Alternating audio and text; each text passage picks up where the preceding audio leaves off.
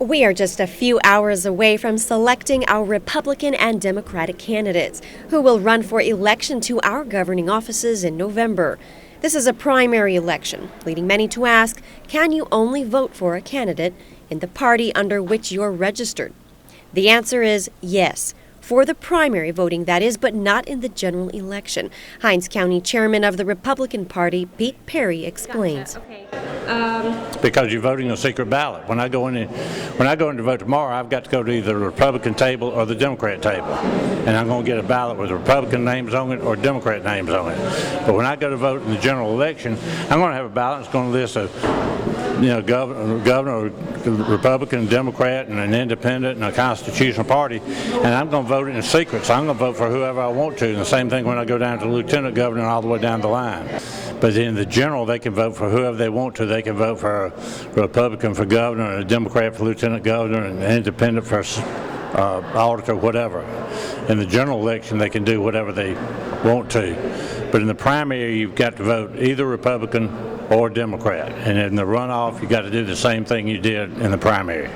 So here's where the confusion comes in. There was a law passed a long time ago that nobody pays any attention to because it is unenforceable and it's also probably unconstitutional. I mean, the law says if you vote in the primary, you got to support that candidate in the general election, but there's nothing that can be done, so that law means nothing. We are here at the Hinds County Election Commission office in downtown Jackson. I'm walking through a corridor that is full of bags and busy people. These bags will be distributed this evening. There are about 108 for each precinct that they're going to. The bags contain the things that we need to vote, like ballots. And I want to remind everyone to, if you're going to the polls tomorrow, flip over your ballot because there is information on the back that sometimes gets missed.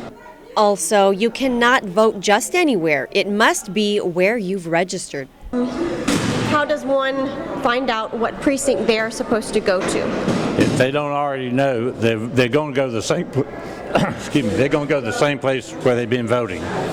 But if they don't know, they can go to the Secretary of State's website and look it up. Put your street address in there. It will show you what precinct you go to.